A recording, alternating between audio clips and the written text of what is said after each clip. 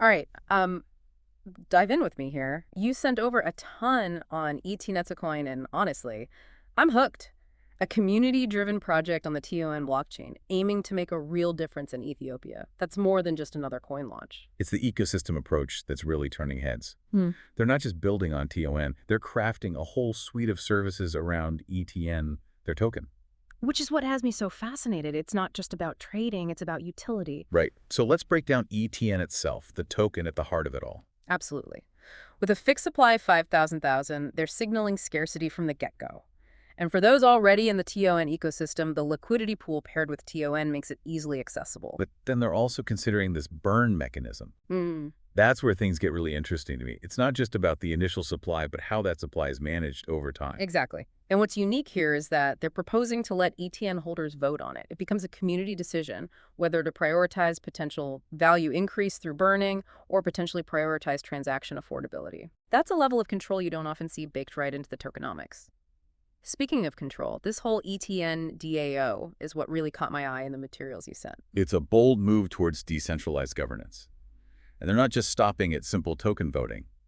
Those treasury bonds, for example, add an intriguing layer. Okay, yes. 200 bonds for early liquidity providers granting access to a private governance chat. That's a serious perk. But it also shows a commitment to rewarding early supporters who are crucial in these early stages. And then to balance that out, you got the governance NFTs. These offer even more granular control and participation. Yeah. Anyone can buy in with TON if they want a more active role. But then to make sure things don't swing too far in any one direction, there are the soul-bound tokens held by the developers. Smart move keeps them involved, but without an overwhelming amount of power. It's a delicate balance, isn't it? Maintaining the original vision while ensuring the community has a genuine voice. But all of this, the token, the governance, it's in service of the ETN ecosystem itself, which is where things get really exciting. Right, because it's in those services that we see the real-world application of all this.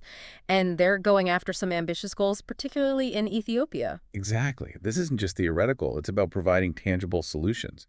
Think about ETN DNS, giving people in Ethiopia the ability to register .etnetsetcoin.den domains. It's their own space on the decentralized web. Which, in a country where internet access can be limited or even censored, suddenly becomes even more significant. Right. It's about control, ownership, and access in a way that traditional internet services haven't always provided. Precisely. And then you couple that with ETN hosting the ability to host websites directly on the blockchain. That's huge for stability and resilience. Not to mention security. Okay, I'm already seeing how this could be revolutionary, especially for businesses or creators in Ethiopia trying to establish a presence online. But then they take it a step further with ETN Learn. And that's where the long-term vision really starts to come into focus. It's not just about providing the tools, it's about empowering people to understand them. Right. And that's where education comes in.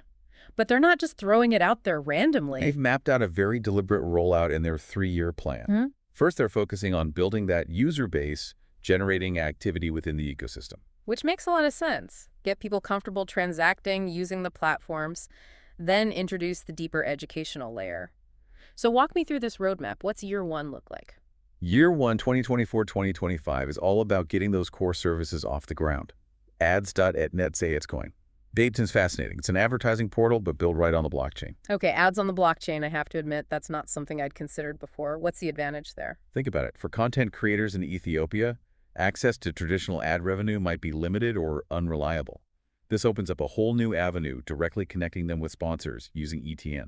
So instead of relying on big tech platforms, it's peer-to-peer, cutting out the middleman. I can see how that ties into their overall mission of empowerment. Absolutely. Yeah. And alongside the ad platform, they're launching sell.etnetsetcoin.thin, their e-commerce marketplace. Another crucial piece of the puzzle, because if you're trying to empower small businesses or entrepreneurs, they need a way to actually sell goods and services. Exactly. And by using ETN for these transactions, they're further solidifying its place within the ecosystem, increasing its utility and reach. So year 1 is about building the foundation, the tools for engagement and commerce. What happens in year 2? Does the pace slow down at all? Not a chance. Year 2, 2025-2026 is where they really ramp up the community building aspects. They'll be incorporating user feedback on the ads and e-commerce platforms, making them even more robust. Which is key. You can have the slickest tech in the world, but if it doesn't meet the user's needs, it's going nowhere. And this is where ETN Learn takes center stage. They move from development to beta testing, and then finally, a full public launch. It's smart that they waited until year 2. By then, you've got this base of users who are already somewhat familiar with ETN. They see its value. Learning about blockchain then becomes less intimidating, more about building on an existing understanding. It's all about creating those on-ramps for people. And they're not stopping there. Year 2 also includes developing bio.etnetsitcoin.tantum, a blockchain-based biolink tool. Like a decentralized link tree. So creators can have a central hub for all their links, but it's hosted on TON, adding that extra layer of security and control. I love how they're thinking about all these different use cases. And to tie it all together, year 2 is also when they start laying the foundation for their governance platform, dao.etnetsitcoin.etten. So by the end of year 2, they're not just a collection of services, they're a fully functioning community-governed ecosystem. Okay, I have to ask. By year 3, is there anything left to build? They've been busy.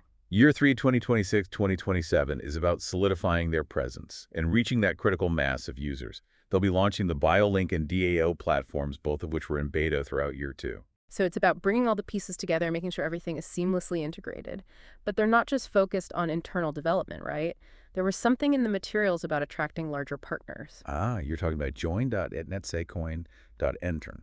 Yeah. This is where things get really interesting. Okay, join.etnetsitcoin.enten. It does sound like more than just another platform. This is about like expanding the entire scope.